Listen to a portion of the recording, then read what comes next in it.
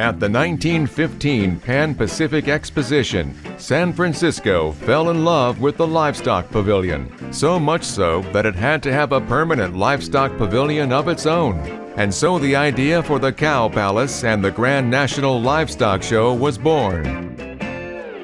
It was a long road to acquire the land and plan the arena and supporting buildings.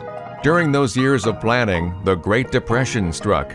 Construction was criticized by one writer who stated, "Why, when people are starving, should money be spent on a palace for cows?" And the name Cow Palace stuck. In 1941, the Cow Palace was completed, and in November, the first Grand National Livestock Expo, Horse Show and Rodeo was held, featuring a tribute to Will Rogers. Just 2 weeks after the first Grand National, Pearl Harbor was attacked, and the Cow Palace was called into service by the federal government as a staging facility for troops being deployed throughout the Pacific, and then served as a huge repair garage.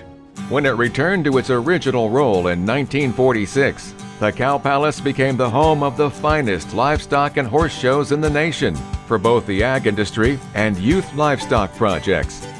And when the best livestock come together, the best cowboys are soon to follow, ready for the opportunity to prove who's the best and most skilled in livestock handling. The cowgirls were not far behind, demonstrating their skills on horseback, their competitive drive, and their commitment as ambassadors for the Western way of life. For over 7 decades, the Grand National has received guests and professionals from far and wide to educate, celebrate, compete, and entertain. Most of our Grand National rodeos were brought together by the late, great Cotton Rosser, his family, and the Flying U Rodeo. So welcome, all mountain, valley, and urban cowboys and cowgirls to the 75th Grand National Rodeo. Let's ride!